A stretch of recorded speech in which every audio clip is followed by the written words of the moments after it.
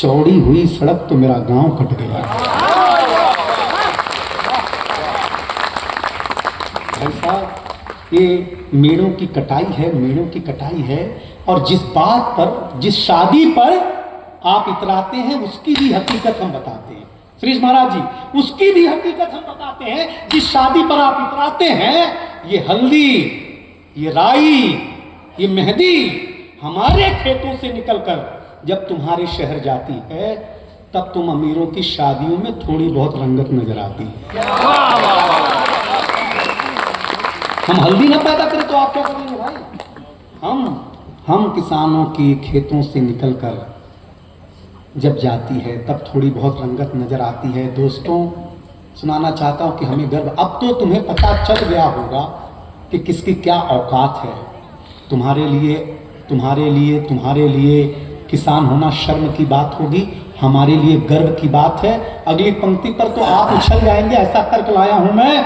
गर्व की बात है, अरे राजा जनक ने भी जब किसान बनकर के हल चलाया था, तब जाकर के माता जानकी को पाया था।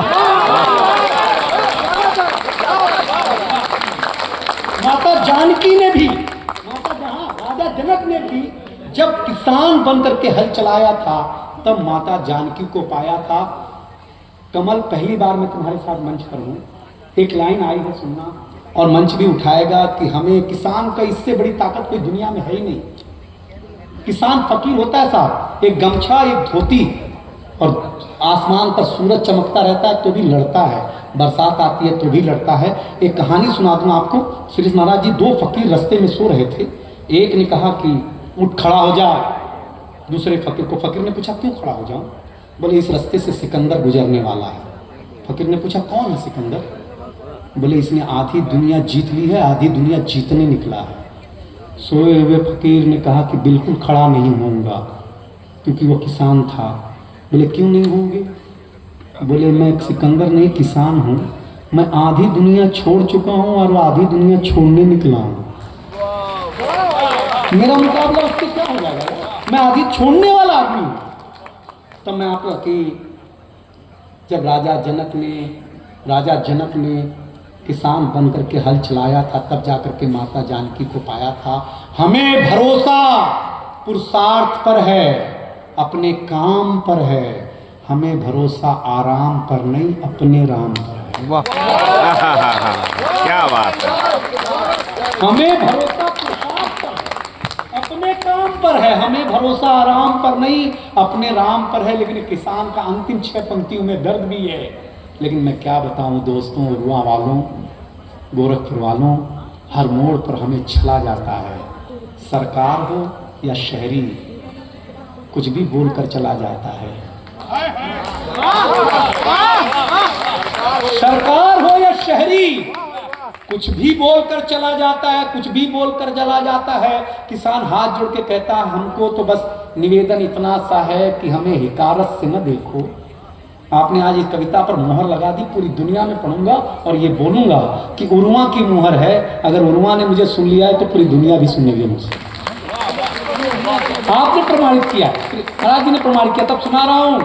अंतिम 6 पंक्तियां मुझे अच्छी ताली देगा ये उरुआ, मुझे दावा है, मेरा भरोसा है। क्योंकि आज मैंने सिर्फ कविता सुनाने का प्रयास किया है कि हर मोड़ पर हमें छला जाता है।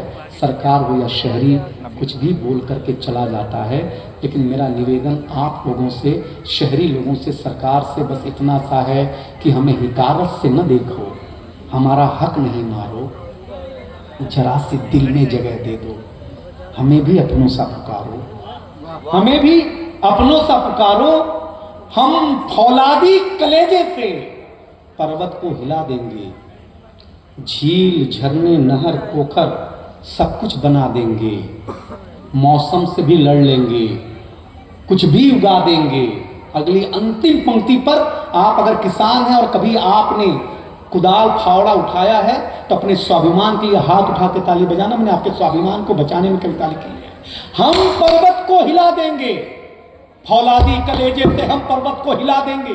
झील, झरने, नहर, पोखर सब कुछ बना देंगे।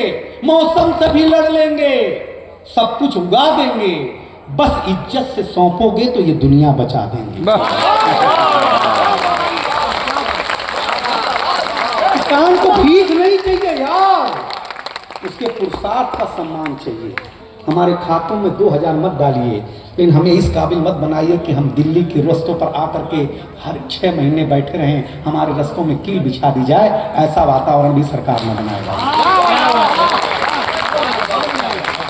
और ऐसा वातावरण तभी नहीं बनेगा जब इस देश में गीत गाए जाएंगे और गीत सुने जाएंगे। इस देश में यह वातावरण तभी नहीं बनेगा, किसान का हल जब कंधे पे होगा तो एक हाथ कान पर रख करके वो कोई न कोई ऐसा निर्गुण गाते हुए निकले कि उसको लगे कि यार मेरे खेत की बालियां भी मेरे सुर में सुर मिला रही हैं। किसान को दर्द तब नहीं होगा जब वो बैलों को हाँकते हुए दौरी कर रहा हो और उसे ये चिंता ना हो कि मेरी बीज खराब हो जाएगी। सरकार इतना उसका सम्मान करे, सरकार उसके पसीने की कीमत देना शुरू कर दे। हमें खाते में 2000 नहीं, हमें हमारे पसीने के सम्मान और कीमत देना शुरू कर दे।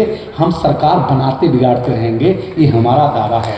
मैं चाहता हूँ, मेरा निवेदन आज सारे, मैं आपका लाडला हूँ, कैसा सुना मुझे कोई शिकायत जीवन में नहीं रहेगी, क्योंकि मेरा आप कान पकड़े हैं, आपने मुझे चिमटी काटी है, आपने मुझे थप्पड़ लगाया है, मेरे लिए हर चीज़ सम्मान की बात है। अब सारे कभी बाहर से आए हैं, इनको इतना इज्जत दो कि ये बाहर जाके बोले भाई उरुआ में पैसा मत मांगना। वो इतना सम्मान देते हैं दोस्त कविता को, कवि को, कि लगता है कि पैसा वहाँ क्या मांगना। ये सारे लोग बाहर के हैं लेकिन मेरे परिवार के हैं। मुझे आपने जैसा सुना कोई मतलब नहीं है। अगला कवि, अगले शायर, अगले लोग को ऐसा सुनना, ऐसी दाद देना कि जब मैं इनके शहर जाऊं तो ये भी मुझे वैसा ही सम्मान दिलाएं जैसे मैं इनको यहाँ देने के लिए गया। बिल्कुल। मैं एक भालचंद्र जी नाम के कवि को बुलाना चाहता हूँ, और वो कवि कान से नहीं सुना जाता, दिल से सुना जाता। आप कान से सुनेंगे तो हो सकता है आपको समझ में ना आए, लेकिन भालचंद्र जी गुरुदेव को मैंने 1 या 2 बार सुना, मैं भूलता ही नहीं हूँ। मेरे कान में सलवटें पड़ जाती हैं उन्हें ईयरफोन से सुनते सुनते। मेरा निवेदन और मेरा सम्मान दोनों एक ही बात कहता है कि वो माइक पर तब आएंगे जब पहली पंक्ति से आखिरी पंक्ति तक हर एक शख्स ताली बजा कर उन्हें बुलाएगा। जो भी